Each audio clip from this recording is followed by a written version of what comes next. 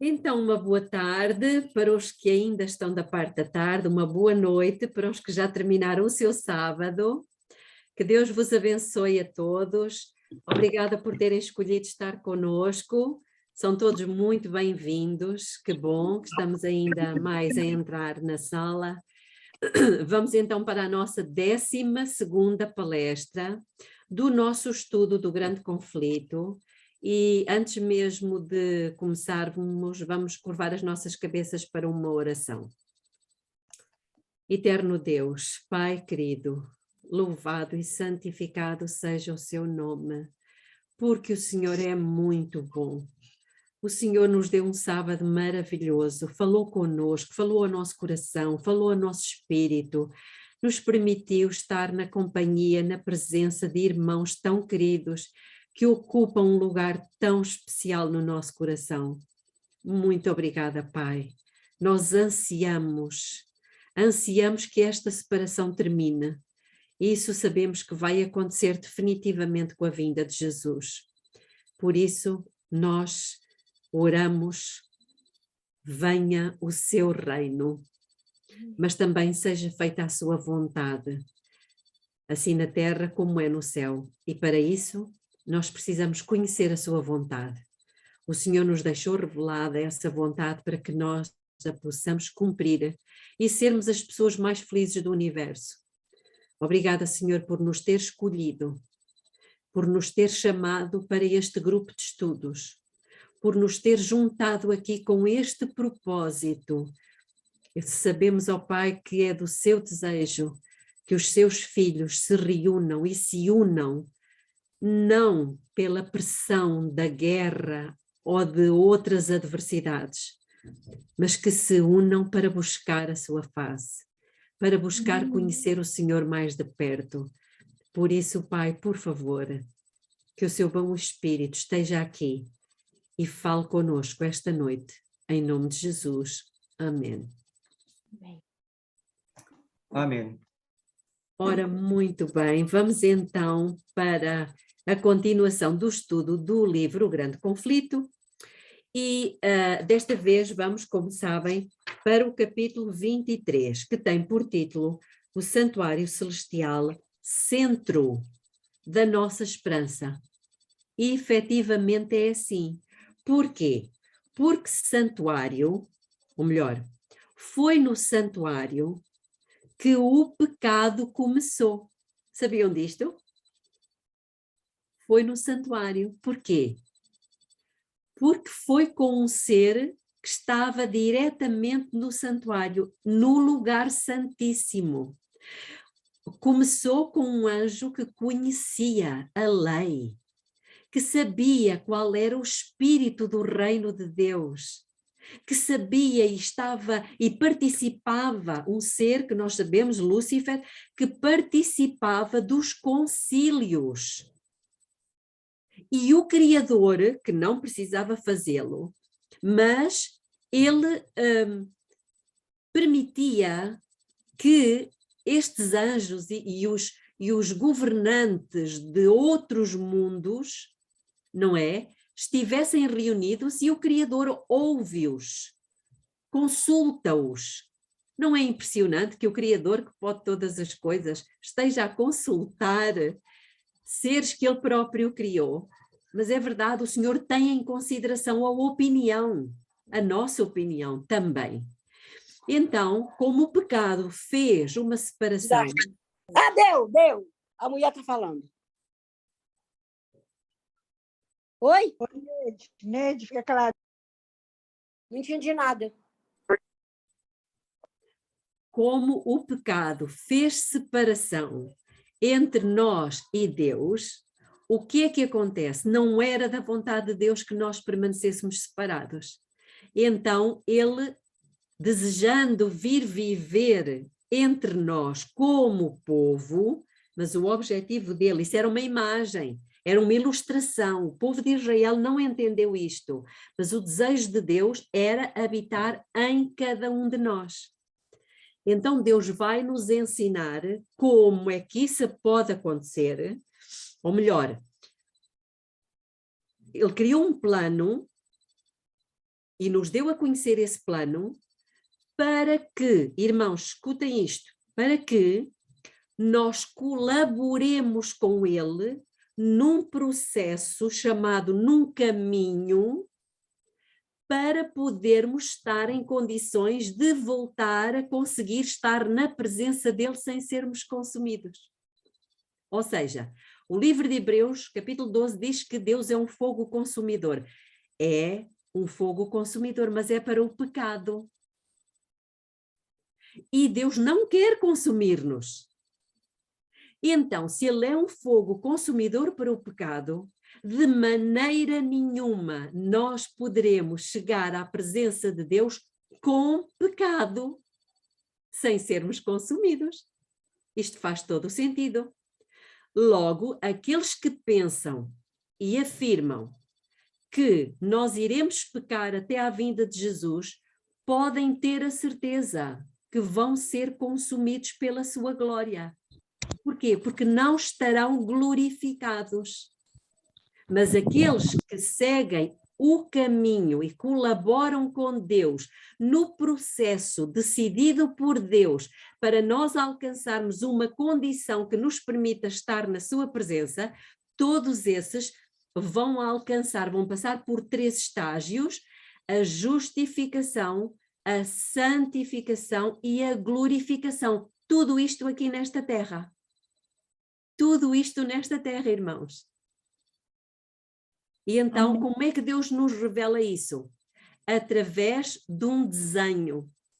Não é que eu já tenho falado aos irmãos? Era como se Deus dissesse para nós: vocês estão a perceber o plano ou querem que eu vos faça um desenho?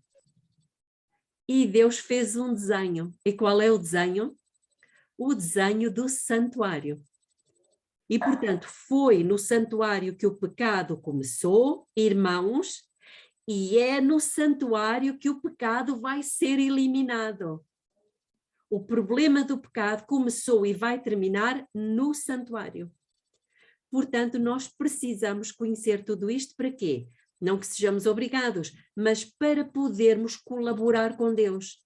Ou pelo menos para não atrapalharmos o processo de Deus na nossa justificação, santificação e glorificação. E nós iremos depois, quando terminarmos este estudo, que ainda vai levar umas boas semaninhas, mas iremos precisamente entrar num outro estudo acerca da santificação e perceber como é que nós temos estado a atrapalhar o trabalho de Deus para colocar-nos de maneira tal que quando Ele se aproximar de nós e vier na sua glória, não nos consuma. Acham que isto é interessante? Vai ser interessante estudarmos outro assunto? Maravilhoso. Vai ser muito bom. Agora vamos entrar então aqui no estudo do nosso livro do Grande Conflito. E, portanto, não vamos começar logo no princípio, vamos para poupar tempo, porque creio que os irmãos já terão lido qualquer coisa, mas vamos ao parágrafo 19. Parágrafo 19.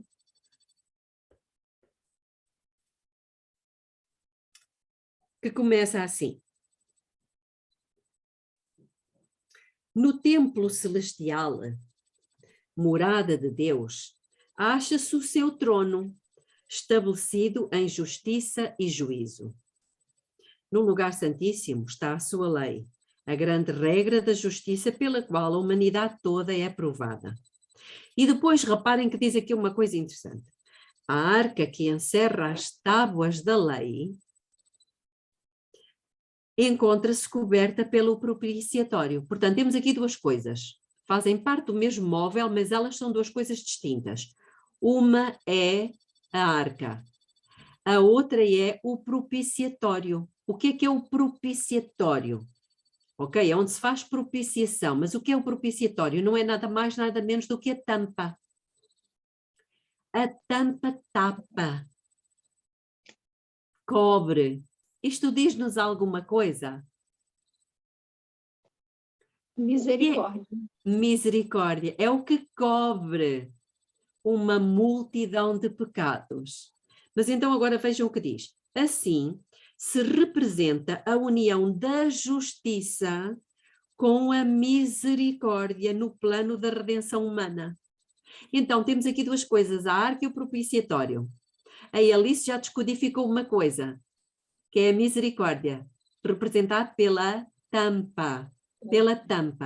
E a arca representa o quê? A justiça. Por quê? Porque dentro dela nós temos o quê? A lei. E a lei exige o quê? Justiça. A lei exige justiça. Mas como nós não temos justiça, infelizmente temos muita justiça própria, mas não temos justiça inerente, não é? Aquela que a lei exige, Deus nos está ensinando que para isso ele tem misericórdia, o propiciatório.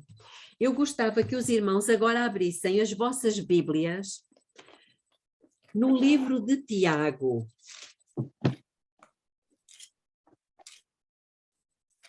Que é a seguir ao livro de Hebreus. E vamos ler aqui um pequenino versículo, no capítulo 2 de Tiago.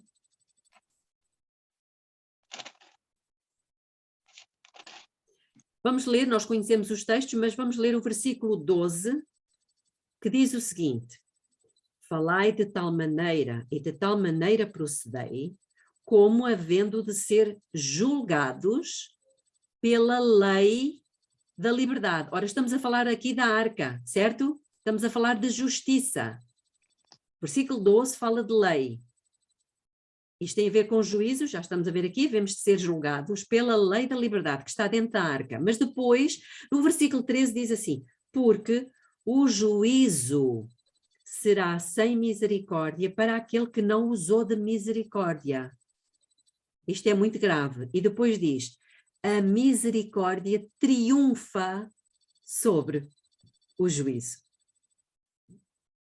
O que é que Deus nos está a dizer aqui? Vocês não têm justiça para apresentar perante a lei, porque, eu não sei em relação aos irmãos, mas em relação a mim, Satanás, que é um mentiroso, em relação a mim ele não tem que mentir, basta dizer a verdade e eu já estou condenada pela lei. Não sei em relação a vocês, mas em relação a mim é assim. Portanto, o que é que eu preciso de Deus? É justiça? Não, porque a justiça já me está condenando. Percebem? O que é que eu preciso? Misericórdia. Misericórdia. E isto é muito bonito, isto é uma das coisas que o santuário, o estudo da doutrina do santuário nos ensina. Muito bem, alguma dúvida até agora? Vamos continuar? Belinha, Sim.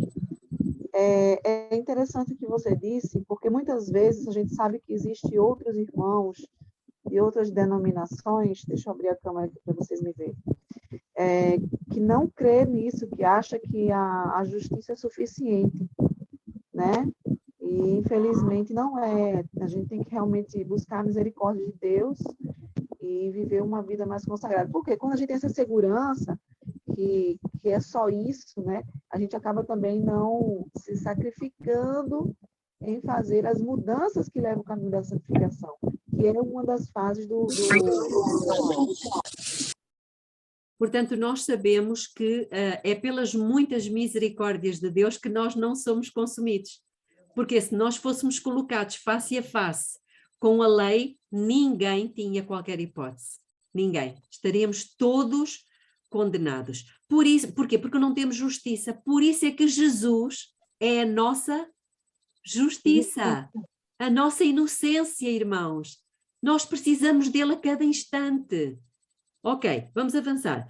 Somente a sabedoria infinita poderia conceder esta união. É verdade. Qual união? Da justiça com a misericórdia. E o poder infinito realizá-la. É uma união que enche o céu todo de admiração e adoração. E, irmãos, reparem uma coisa. Quando Satanás leva o ser humano a pecar, ele tentou colocar Deus entre a espada e a parede. Por quê? Porque ele raciocinou da seguinte forma. Bom, vamos ver como é que Deus procede com eles. Por quê? Se Deus não os destruísse, ele iria acusar Deus de quê? Injusto. Porque ele tinha feito uma lei que eles não conseguiam guardar. Mas se Deus não os destruísse e os salvasse, o que é que Satanás iria acusar Deus? De mentiroso. Por quê? Porque o salário do pecado é a morte. Então estão a ver, Satanás ficou aqui a pensar, eu agora dei checkmate em Deus. Ele não vai conseguir sair disto. Porque se ele os salva,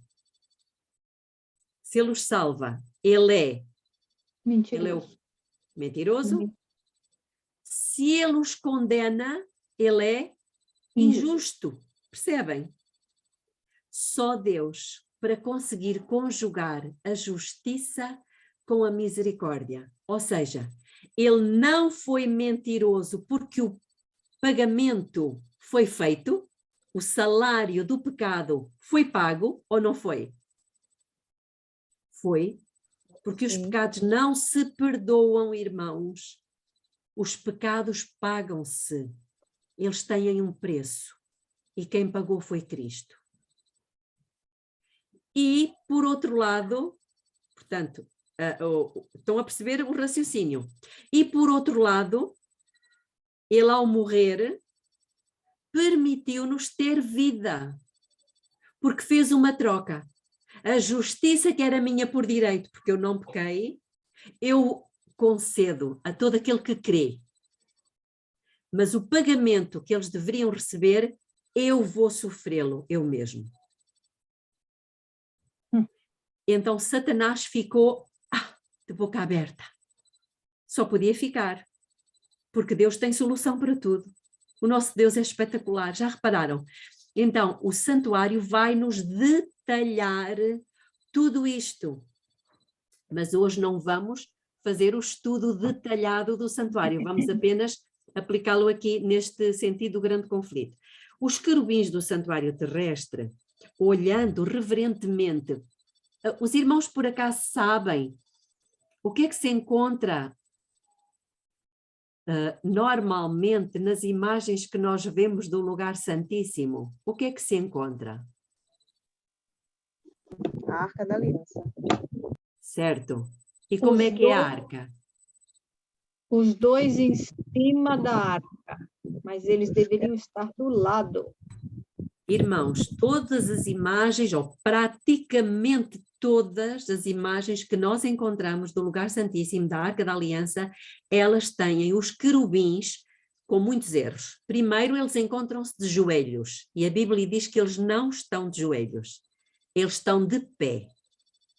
Segundo, alguns têm as duas asas voltadas para a frente, e a Bíblia diz-nos que não, que uma está voltada para a frente, a outra está para trás. E terceiro, eles não podem estar em cima do trono, porque quem é que se senta no trono? Quem é que está no trono? Jesus. Oh, Deus. É Deus. Desculpem.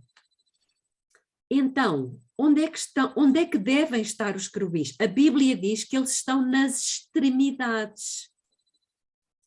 Irmãos, eu já falei isto aqui, mas eu vou falar outra vez. Imaginemos que isto é a arca, os querubins estarão aqui. Percebem? Porque aqui só Deus se senta. E são eles, faz todo o sentido, porque são eles que transportam o trono de Deus. Então, irmãos, se nós não conhecermos estes detalhes, nós temos uma compreensão errada das coisas, porque o único que se senta no trono, tanto quanto nós sabemos pelas Escrituras, é Deus. Ninguém mais o poderia fazer. Estamos a perceber? Belinha, isso é Ellen, se não te importas, vamos guardar uns minutinhos no fim, talvez, para fazer as questões, está bem?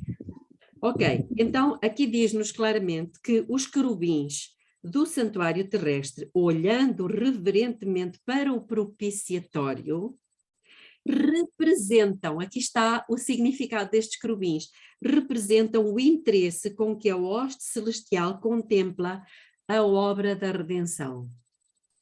Eles têm imenso interesse. Curiosamente, não é em estar no Facebook.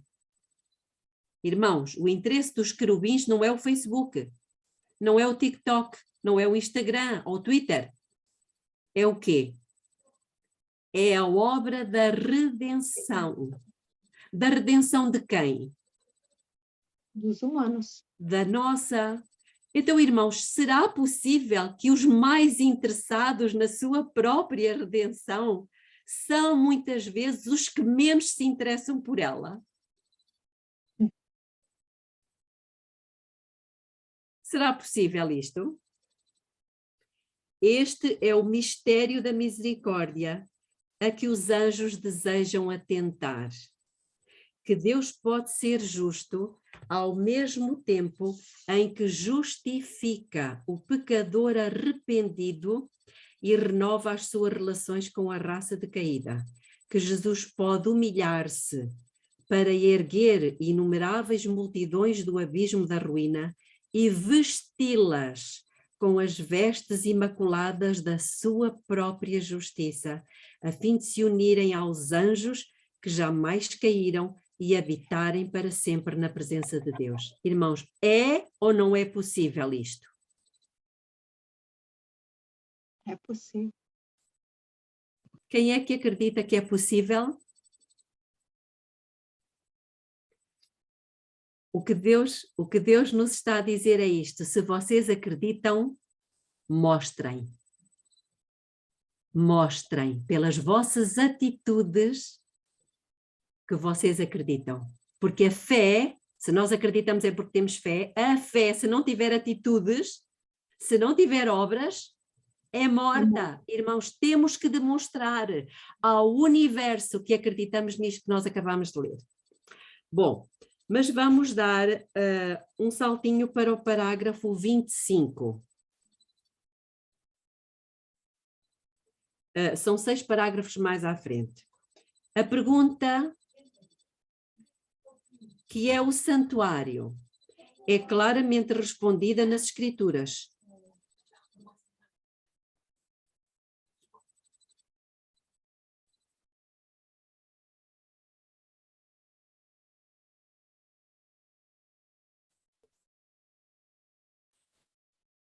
É claramente respondida nas Escrituras.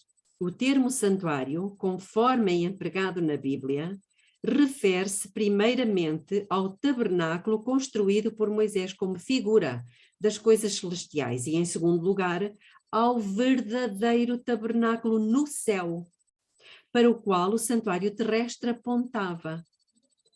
A morte de Cristo terminou o serviço típico, ou seja, terminou o da terra. O verdadeiro tabernáculo no céu é o santuário do novo concerto.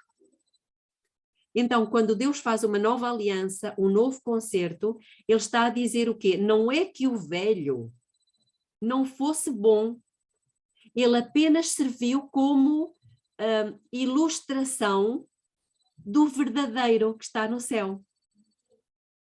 Então, agora vamos para o final dessa página, para o parágrafo 28, e vamos ler o seguinte. Aliás, o parágrafo 27. A purificação, tanto do serviço típico como no real, deveria executar-se com sangue. E nós já sabemos disto. No primeiro, ou seja, no serviço típico, aqui na terra, construído por Moisés, com o sangue de animais. No último, com o sangue de Cristo. Irmãos, por isso também é que Jesus Cristo teve que vir em carne. Não foi o único motivo, mas este foi um dos motivos. Porque se ele viesse como Deus, não iria poder derramar o seu sangue. Porque Deus não morre. Então ele teria que se fazer humano para poder derramar o seu sangue, morrer, e quando subisse para o santuário, o que é que ele levaria? O seu próprio sangue, para apresentá-lo diante de quê? Da lei. Porque a lei exige a morte do pecador, mas Cristo não pecou. Pois não, mas ele não se importou de ser condenado como vaidoso, preguiçoso, idólatra, com pecados sexuais, teimoso, orgulhoso, invejoso. Sim, porque ele foi acusado e foi condenado por estes pecados que são os nossos pecados. Entendem, irmãos? Ninguém gosta de levar a culpa dos outros, mas Jesus levou a culpa de todos nós e não abriu a boca, nem sequer se justificou. Isto deveria fazer-nos pensar. Então ele vai entrar no santuário celestial com o seu próprio sangue. E diz-nos aqui que Paulo declara como a razão porque esta purificação deve ser efetuada com sangue, que sem derramamento de sangue não há remissão de pecados. Remissão, sabem o que é remissão? É o ato de lançar fora o pecado. Esta é a obra a efetuar-se. Então, quando nós cantamos aquele hino, remido fui por seu sangue, o que é que nós estamos a dizer? O pecado tem que ser retirado de mim, porque remissão é o ato de lançar fora o pecado. E isso faz-nos lembrar a festa dos pães asmos. Nós estamos agora a falar das festas, eu sei, mas a festa dos pães asmos, que demorava 7 dias, durava 7 dias, porquê?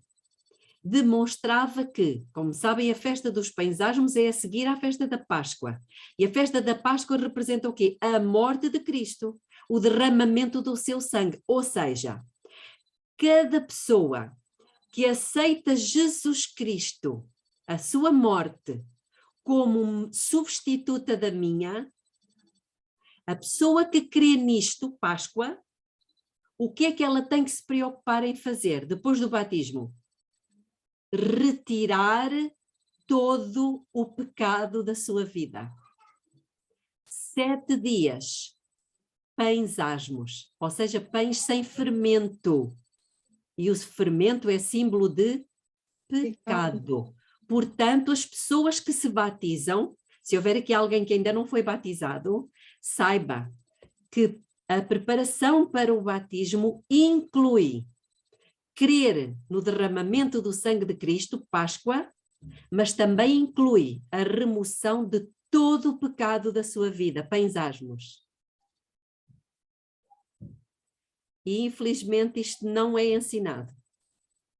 É ensinado que a pessoa não deve beber café, não deve outras coisas, mas ela continua a ser orgulhosa, invejosa, teimosa, vaidosa, cheia de justiça própria. É ou não? Mas o que o Senhor nos pede, irmãos, não são só os pecados exteriores. Esses é para inglês ver. São, acima de tudo, os pecados interiores do coração, que ninguém vê, ninguém sabe. Entendemos isto? Isto é muito sério. E tudo isto está contido na doutrina do santuário, que inclui também as festas. Vamos então continuar. Dia após dia, o pecador arrependido levava a sua oferta à porta do tabernáculo e, colocando a mão sobre a cabeça da vítima, confessava os seus pecados, transferindo assim, figuradamente, de si para o sacrifício inocente. O animal era então morto. Sem derramamento de sangue, diz o apóstolo, não há remissão de pecados. A vida da carne está no sangue, diz as Escrituras. A lei de Deus, sendo violada, exige a vida do transgressor, já vimos há pouco.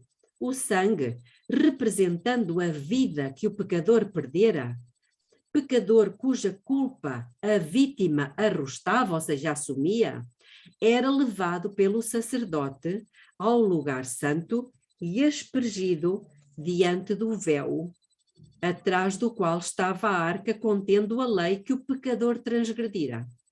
Por esta cerimónia, o pecado transferia-se mediante o sangue, em figura, para o santuário. Percebem, irmãos, porque é que o pecador só tinha acesso ao pátio? Porque a partir daí, quem entrava no lugar santo era o representante do pecador. Quem era? O sumo sacerdote, que é a representação de Jesus Cristo.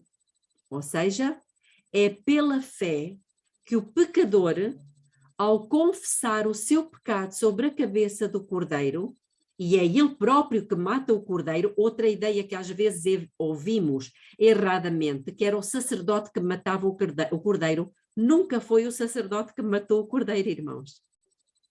Era o pecador que matava o cordeiro. O pecador tem que ter consciência de que o seu pecado é que matou a Cristo. Irmãos, é o vosso pecado que mata Cristo. E não adianta estarmos a confessar o pecado sobre Cristo se nós não temos intenção de abandoná-lo. Estamos a fazer uma cena de teatro. Porque Cristo diz que nos dá o poder para vencer o pecado, ou não? Não vem sobre nós tentação senão humana, mas fiel é Deus, que não vos deixará tentar acima do que podeis suportar. Mas juntamente com a tentação dá o quê também? O escape, o poder, para que a possais suportar. Isto encontra-se em 1 Coríntios 10:13. Portanto, irmãos, nós não temos desculpa, a menos que não queiramos. E eu acredito que nenhum de nós aqui quer ser ator. Não é verdade? Muito bem. Então, continuando, nós agora vamos ler um bom pedaço. Em alguns casos, o sangue não era levado para o lugar santo, mas a carne deveria ser então comida. Em certos pecados e em certas circunstâncias, era o sacerdote que tinha que comer a carne. O que é que isto significa? Não era porque ele deveria ser carnívoro, mas isto tinha um significado. Devia ser comida pelo sacerdote, conforme Moisés determinou aos filhos de Arão, dizendo: o Senhor deu a vós para que levasseis a iniquidade da congregação. Isto encontra-se em Levítico, capítulo 10, versículo 17. Então, irmãos, o que é que queria dizer o sacerdote ter que comer a carne? Não sei. Diz aqui, o sacerdote estava a assumir os pecados. Diz aqui. Levava consigo os pecados. Exatamente. Exatamente. O comer a carne, o sacerdote estava a assumir os pecados do povo. Certo, mas ele não estava assumindo os pecados do povo quando ele pegava o sangue do cordeiro? E mas em levava certas, dentro? é como diz aqui, em certas, vamos repetir, em alguns casos, o sangue não era levado para o lugar santo, mas a carne deveria ser então comida pelo sacerdote, em alguns casos. Percebem? E Deus especifica isso. Quem, por exemplo, tem o livro o Ritual do Santuário, alguém tem o livro O Ritual do Santuário? É um livro muito antigo, do pastor Andreessen, irmão Adenis. Esse livro é magnífico, irmão. O irmão tem uma preciosidade consigo. Quem tiver esse livro deve lê-lo, irmãos. Este livro foi tirado de circulação. O pastor Andreessen, que escreveu o livro, hoje é considerado persona não grata. Esse livro tem além de outras coisas maravilhosas que esse livro tem um capítulo que é a última geração. E se levantou dentro da Igreja de Deus uma grande onda contra a última geração. Mas não vamos falar sobre isso agora, estou só a referir o livro porque vale a pena ler esse livro. Então esse livro explica precisamente os vários sacrifícios diferentes uns dos outros, consoante o livro chama-se O Ritual do Santuário. Eu posso até, dão-me só uns segundos. Ele é em inglês. E o Serviço do Santuário, talvez seja esse. É dele. Exatamente, então é esse mesmo. Em português o livro é branquinho e tem uma menorá, um castiçal, um candelabro na capa. Muito bem, vamos então continuar.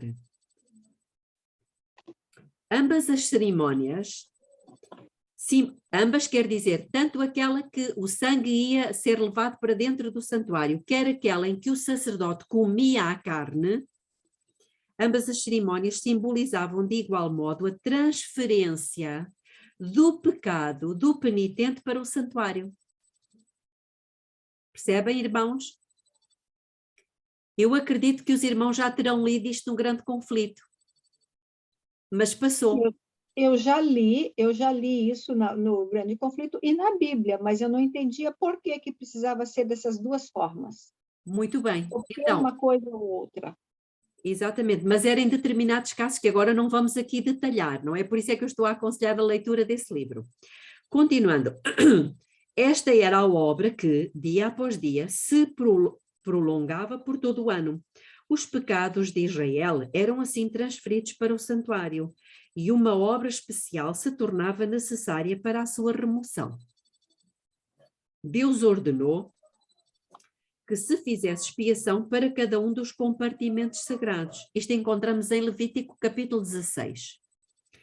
Fará expiação pelo santuário por causa das imundícies dos filhos de Israel e das suas transgressões, segundo todos os seus pecados, e assim fará para a tenda da congregação que mora com eles no meio das suas imundícias. Ou seja, ao longo do ano, o santuário terrestre, que era símbolo do santuário celestial, ia sendo sujo, contaminado. Como é que é possível um santuário no céu precisar de purificação? Não é o que diz a Bíblia, em Daniel 8,14, até 2300 tardes e manhãs, e o santuário será purificado? Muitas pessoas perguntam, mas como é que é possível o santuário no céu, uma coisa que está no céu, precisar de ser purificada?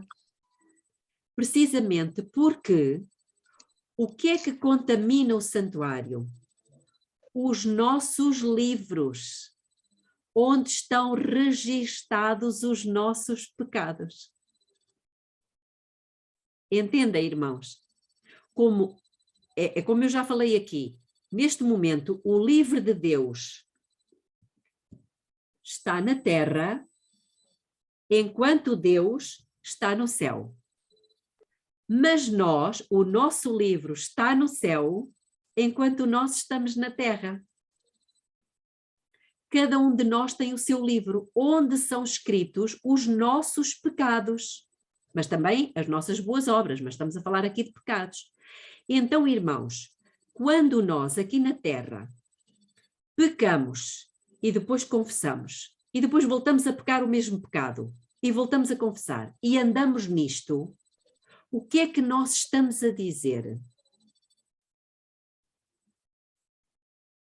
Que o sangue de Cristo não tem poder nenhum. E nós andamos a brincar com a graça de Deus. Sim, porque nós cantamos, se do pecado te queres livrar, o sangue de Cristo dá o poder. Ou estamos a cantar uma mentira? Além disso, a Bíblia também nos diz que onde abundou o pecado, superando a graça. Então estamos a fazer da graça de Deus uma desgraça. Irmãos, prestem atenção, isto é o que eu vos vou dizer. Se nós continuarmos a pecar, confessar, pecar, confessar, pecar, confessar, estamos a fazer da graça de Cristo uma desgraça. Isto é muito sério. Então, é necessário que o povo de Deus procure o poder que está disponível. Por isso é que nós dizemos que estamos em tempo de graça. Ou seja, estamos em tempo em que o poder de Deus está disponível para vencermos o pecado. Porque vai chegar uma altura em que a graça terminou, ou seja, não há mais poder. Quem o buscou, tem-o consigo. Isto é sinónimo das vasilhas. Percebem?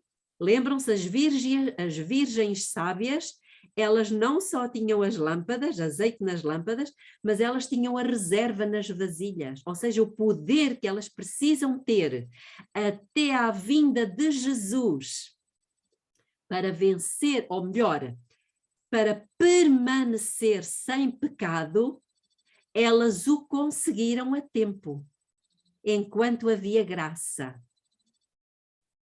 Irmãos, isto é muito importante, porque esse tempo está terminando, mas o poder neste momento ainda está disponível. Continuando. Esta era a obra, já lemos esta parte então. Deus ordenou que se fizesse expiação para cada um dos compartimentos sagrados.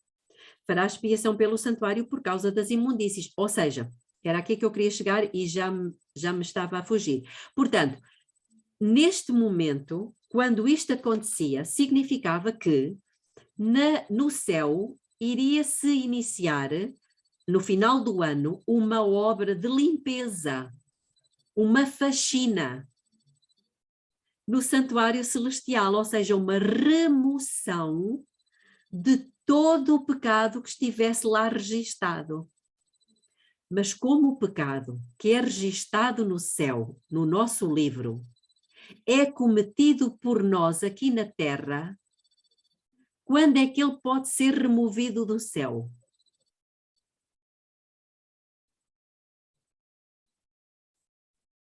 Quando nós confessarmos e pedirmos para Jesus que nos limpe. E abandonarmos. Abandonarmos, exatamente. Todo o que confessa e deixa, é o que diz em Provérbios 28:13, todo o que confessa e deixa alcança misericórdia. E o que é a misericórdia? É precisamente a presença de Cristo em nós. Pessoas cheias do Espírito Santo. Estamos a entender o que é que se passa aqui?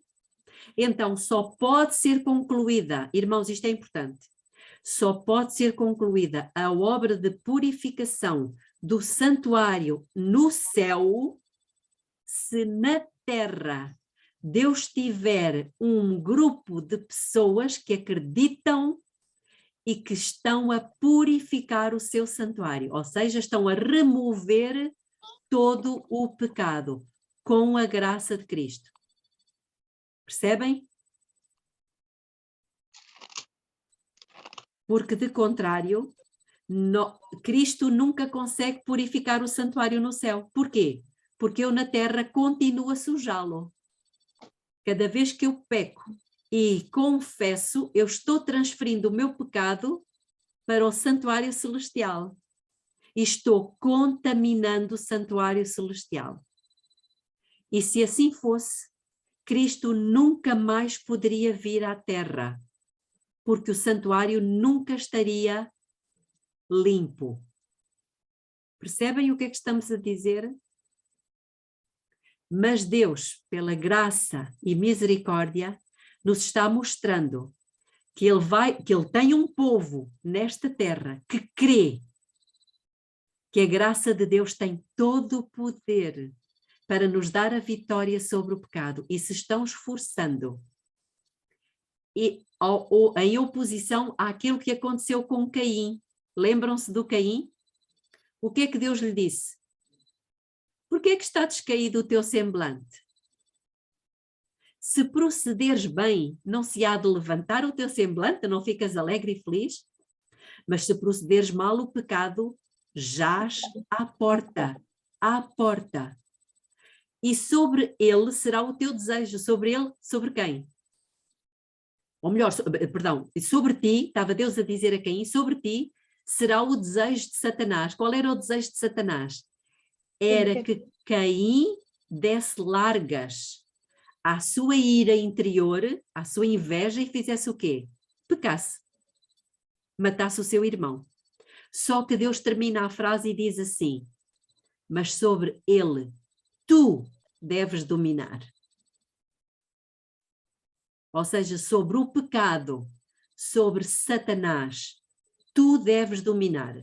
E como é que Caim iria dominar sobre o pecado dele? Com a graça de Deus. Exatamente, com a graça de Deus. Porque a graça de Deus é maior. Irmãos, isto tem que ficar demonstrado perante todo o universo. E eu peço a Deus que isto seja demonstrado através de cada um daqueles que me estão a ouvir. Não é porque me estão a ouvir, é porque Deus diz. Por isso é que Deus diz que nós somos as suas testemunhas. Nós somos testemunhas.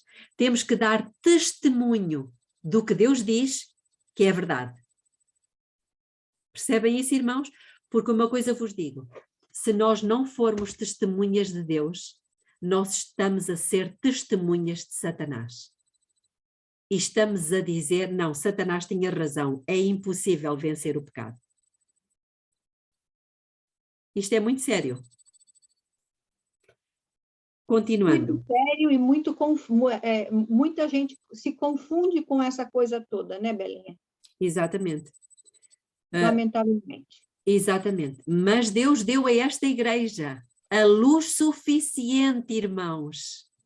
Nós não somos uns quaisquer, mais uma igreja sobre a terra. Nós somos aqueles a quem Deus deu esta luz magnífica.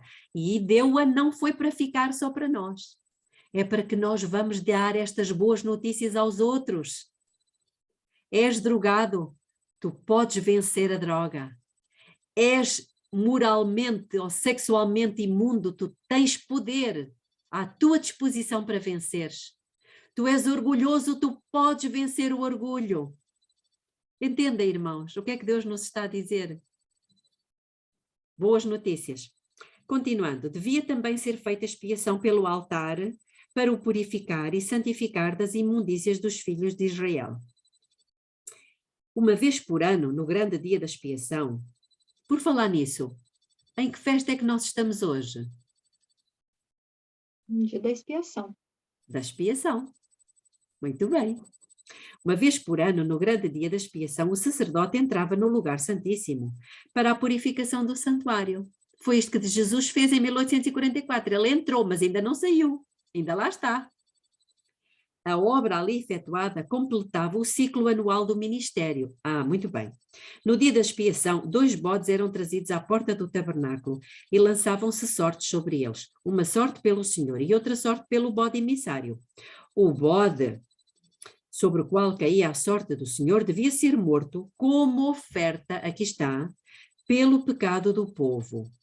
E devia o sacerdote trazer o sangue do mesmo para dentro do véu e aspergi-lo sobre o propiciatório e diante do propiciatório. Devia também aspergir o sangue sobre o altar do incenso que estava dentro do véu.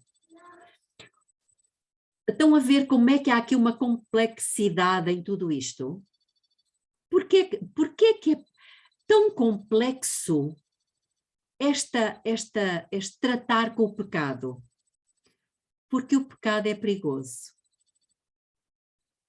O pecado é muito mais perigoso que o Covid-19.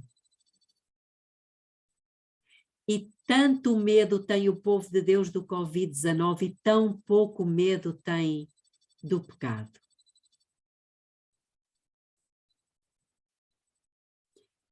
E pior, é que todos estamos infectados com este vírus do pecado.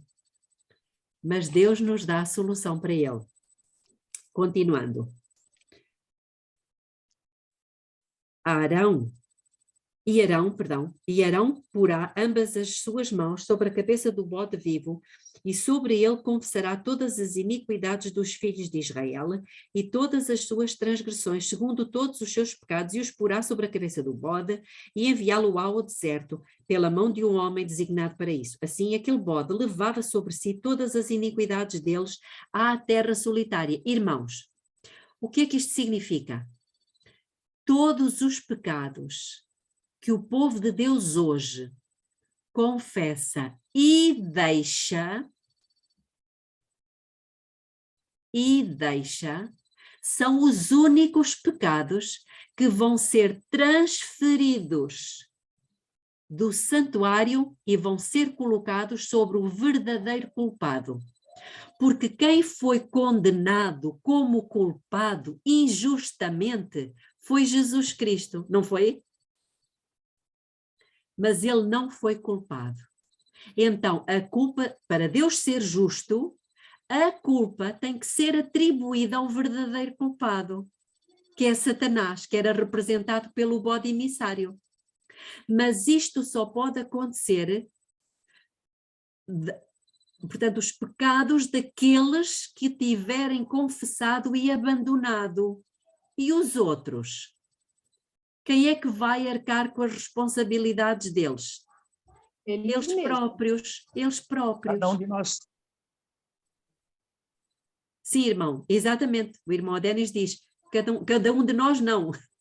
Cada um daqueles que não tiver pela fé se agarrado ao poder que Deus providenciou antes de existir um ser humano. Porque a Bíblia diz que Jesus é o Cordeiro que foi morto quando? Há 2000 anos atrás? Desde antes da fundação do mundo. Desde a fundação do mundo. Irmãos, o que custou a Deus o nosso pecado não foi o que nós vimos na cruz há 2000 anos.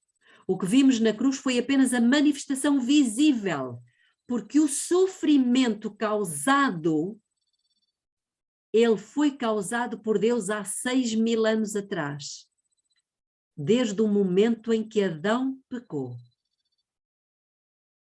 Mas ele só o manifestou. Sabem que Ellen White diz no livro Educação que a cruz é uma manifestação aos nossos sentidos embutados daquilo que custou a Deus, do sofrimento que causou a Deus o nosso pecado. O pecado nos embota os sentidos completamente. E por isso Deus teve que permitir uma revelação visível, cruel, hedionda, a cruz, para que nós percebêssemos um pouquinho o sofrimento que tinha acontecido no coração de Deus desde o dia em que Adão pecou. E mesmo assim, muitos dos seres humanos lidam com o sacrifício de Cristo como se fosse uma coisa qualquer, uma coisa normal. Vamos terminar este parágrafo e vamos concluir o nosso estudo. Assim, aquele bode levava sobre si todas as iniquidades deles à terra solitária. O bode emissário não mais vinha ao acampamento de Israel e exigia-se que o homem que o levara lavasse com água a si e as suas vestes antes de voltar ao acampamento. Toda esta cerimónia, vou concluir com este parágrafo. Reparem que este parágrafo é muito importante, irmãos. Toda esta cerimónia tinha por fim impressionar os israelitas com a santidade de Deus e o seu horror ao pecado. Irmãos, cada vez que vocês cometem aquele pecado que ninguém sabe, que ninguém vê, o que é que acontece com Deus? Horror. Horror. E demais, mostrar-lhes que não poderiam entrar em contacto com o pecado sem se poluir. Exigia-se que, enquanto a obra da expiação se efetuava, cada homem afligisse a alma. Todas as ocupações deviam ser postas de parte e toda a congregação de Israel deveria passar o dia em solene humilhação diante de Deus, em oração, jejum e profundo exame de coração. Nós estamos a viver no dia da expiação. Irmãos, não vivamos de uma forma leviana e não lidemos com o pecado como se ele fosse o nosso amigo íntimo, porque ele causa horror a Deus, horror, seja ele qual for. Mesmo aquele pecadinho que a gente considera que é uma coisa sem importância, toda a gente faz. Não, irmãos, o pecado causou a morte do nosso Criador. Vamos orar.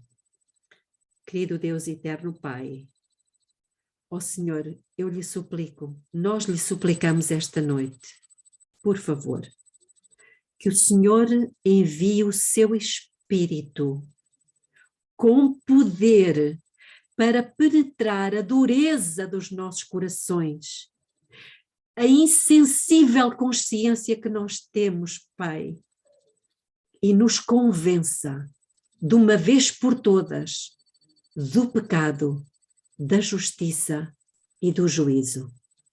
Dê-nos, Senhor, por favor, o verdadeiro arrependimento e que de uma vez por todas nós o abandonemos, busquemos a justiça de Cristo e vivamos daqui para a frente vidas completamente diferentes. Amém. Obrigada, Pai, porque o Senhor ainda não desistiu de nós, de nenhum de nós, por isso aqui estamos. Que o Senhor nos conceda a sua graça para sermos mais do que vencedores por aquele que nos amou. É o que lhe suplicamos em nome de Jesus. Amém.